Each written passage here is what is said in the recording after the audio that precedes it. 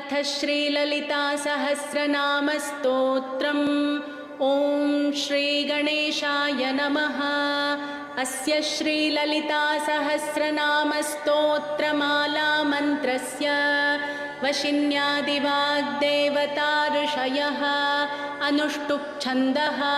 श्रीललिता परमेश्वरी देवता श्रीमद्वाग्भवकूटेति बीजं मध्यकूटेति शक्तिः शक्तिकूटेति कीलकं श्रीललिता महात्रिपुरसुन्दरी प्रसादसिद्धिद्वारा चिन्तितफलावाप्त्यर्थे पारायणे विनियोगः।